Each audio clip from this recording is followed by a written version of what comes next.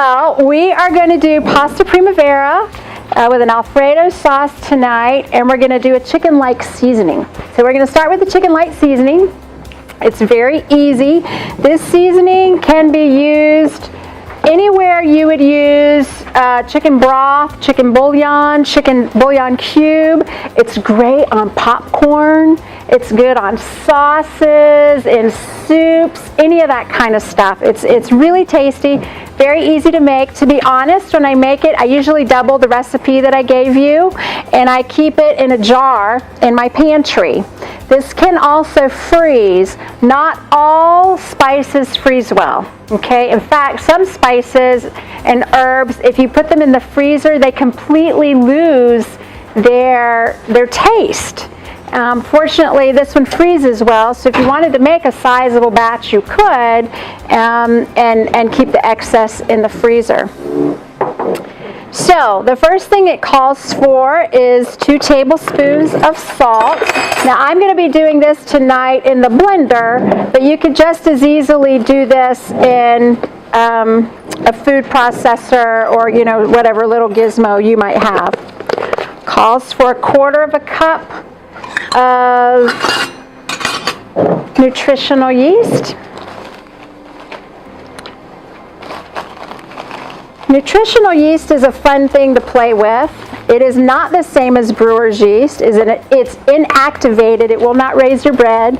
But it gives things a cheesy-like flavor at times. Many of you like, herbal-based popcorn, and oftentimes it will have this on it. A lot of your cheese substitutes, your non-dairy cheese substitutes will have nutritional yeast in it. It gives a nutty flavor, a cheesy flavor, depending upon what it's paired with. Turmeric, 1/4 teaspoon of turmeric. Now I will tell you, I try to work as much turmeric into my life as possible. Turmeric is a very, very powerful antioxidant. It has anti-cancer properties, anti-inflammatory properties. It's a wonderful thing to use, and I use it as frequently as I can possibly imagine putting it into my diet, into my recipe. It's a unique flavor, but it's really, really, really good for you. Garlic powder, 1/2 teaspoon here.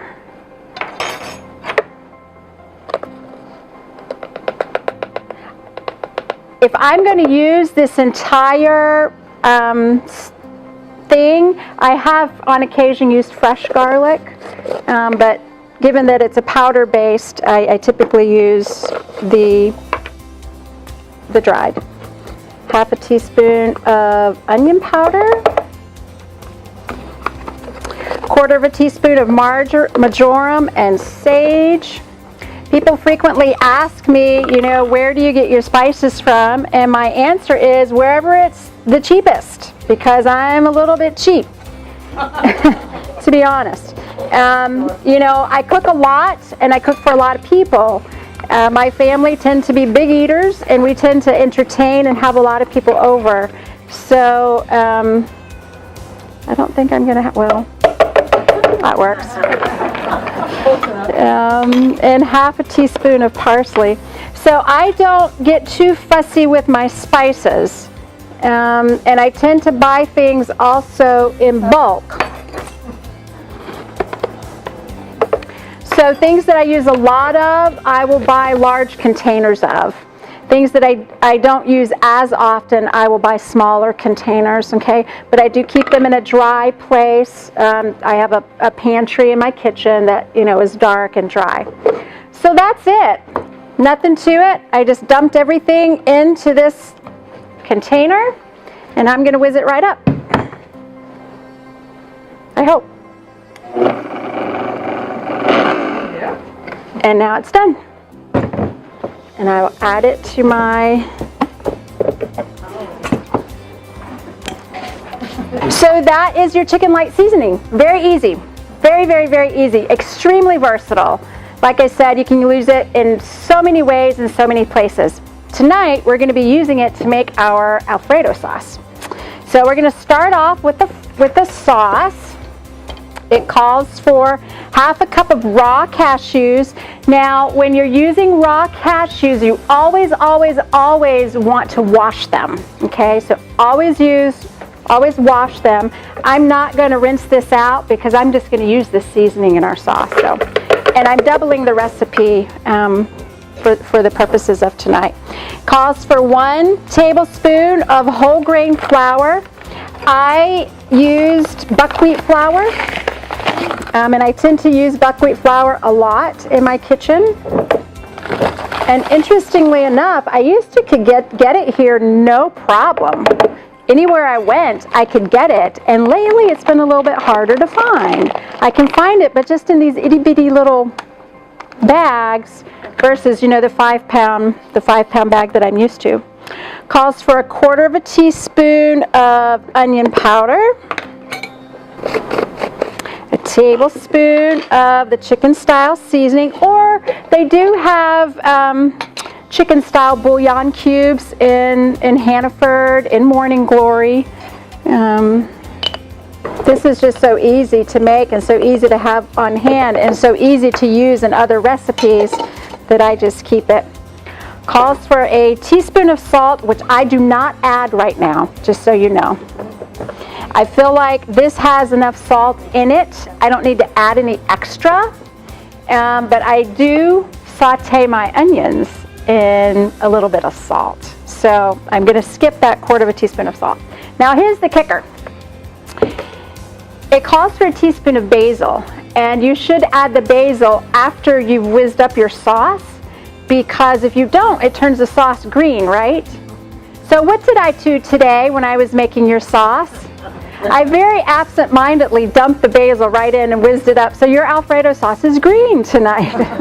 Doesn't change the taste or the flavor, but obviously it will affect that's right, St. Patrick's Day. So I need 2.5 cups of water here. There we go. Okay. Is a cashew-based cream sauce. Now we have added seasonings to this, right? Savory seasonings. The same proportion of water to cashews you can use as a cream sauce for anything. I could add a little maple syrup to it and pour it over a dessert and use it as like a whipped cream. I could do anything. Just because I added these particular seasonings, there are other seasonings that you could add. I could add more garlic and more turmeric and more Indian type spices in order to create more of an Indian type of sauce for something. Cashew sauce is extremely versatile. Hang on to your ears. We're going to call that good. Essentially, you want to whiz it up in your blender, and obviously this is a Schwanky blender. My little Oster $10 from Walmart at home will do it as well. It just takes a little longer, okay? But you want to blend it in your blender until it's creamy. There should be no little gritty parts to it at all. And then you're going to pour it into a pan to thicken. Now cashews will thicken. If you add this sauce, I make a Dutch potato soup that's really good. And you cook your potatoes and whatever vegetables you're going to add to it. And if you make this cashew cream and pour it into that hot soup, it will thicken it right up. In fact, you have to be really kind of careful because it can get too thick. So that is your cream. Now the only trick here is you want to stir it because you don't want it to burn. But it will thicken up and then you will have your cream. In the meantime, we are going to make our pasta Primavera. I did not use linguine because it tends to be a little sloppy for making so many samples for people. So I use the fusilli. I don't know, any Italians here? The corkscrew. We can do that. But for those of you who are gluten-free, know that there are many, many, many pasta options out there. There are pastas made from black beans, from lentils. There are some wonderful options out there today. For tonight, this is what I used. Just stir us up here. So I believe that the more onion, the better. Whenever possible, I try to use a large onion when I am cooking, even if it calls for a small onion. The recipe does not call for garlic, but just like turmeric, I try to get as much garlic into my life as possible. And I didn't bring it, but I prepare my garlic, as many of you have heard me say before. I buy it in bulk from, one of your big places, Sam's, any of those kinds of places. I put it in a food processor. I whiz it up, I mince it in the food processor, and then I put it into ice cube trays, and I freeze it. So when I need fresh garlic, I simply go to my freezer, pull out an ice cube tray, lop off ever how much I want, and put it in to my container, or to what it is that I'm making. Okay, so we have chopped our onion. You can imagine that there is garlic there. It also calls for 1 red bell pepper. To be honest, I rarely keep fresh bell peppers in my kitchen unless I've grown them from my garden. I would like to say that I do, but I don't. And so I buy frozen peppers from the store. This happens to come from Trader Joe's, and it's a mix of red, green, and yellow. So that's what's in your pasta for tonight. If you have a red pepper, or you want to buy and chop a red pepper, go for it. But that's what I do. Calls for a couple of zucchini, and I do usually put zucchini in it, but there's nothing married to any of the vegetables in this particular recipe.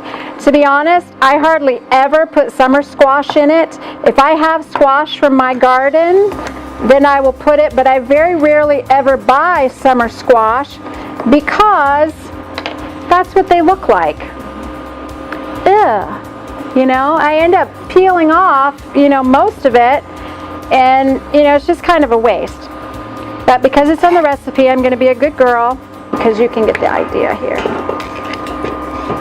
So I've got my onion, my garlic, my pepper, my zucchini, my squash. It calls for broccoli florets. Now, I happen to be a broccoli fan. I think the more broccoli and the more greens of any kind we can get into our life, the better. So this calls for 1 cup. I'll put in 3 or 4, or, color is good, right?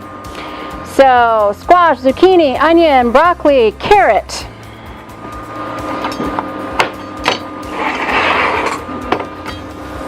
I do always buy my carrots. If I'm buying them, I buy them organic.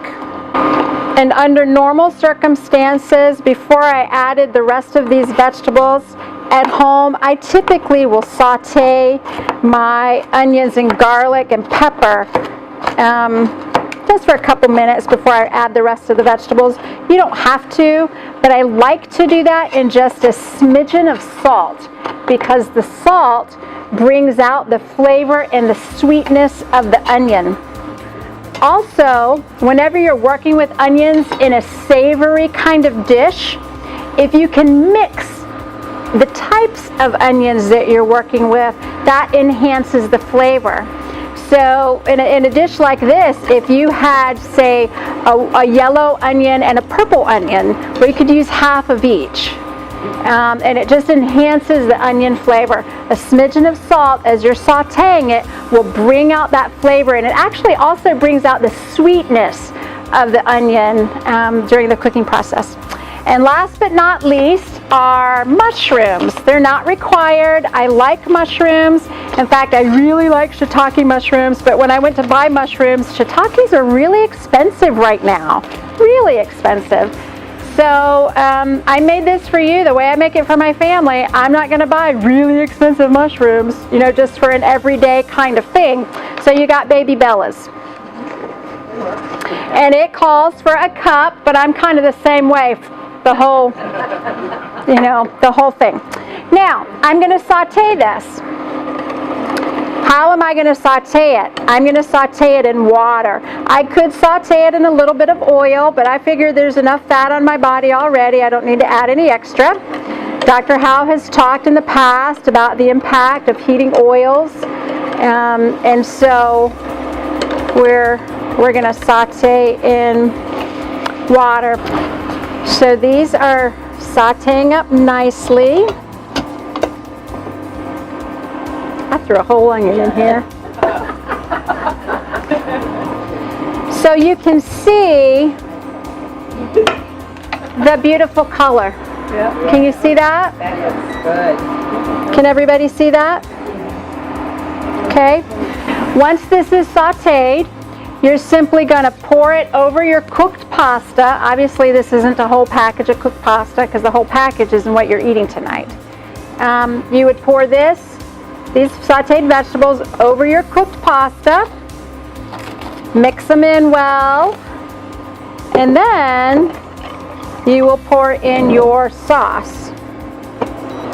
And I'm going to add that sauce. I'm going to put that sauce back up here because we may need it tonight. Now, what I did not add to this sauce yet is the basil. Now, if I have fresh basil at home, I will absolutely use it. And sometimes I do, and sometimes I don't. I had a bumper crop of basil last year in my garden. I've never grown good basil, and then I grew it all in 1 year. Okay, so now you can see the sauce. Can you see that? Can you see this now? Yeah. So here's your Alfredo sauce. Now at home I'd thicken this up a little bit more, but it gives you the idea.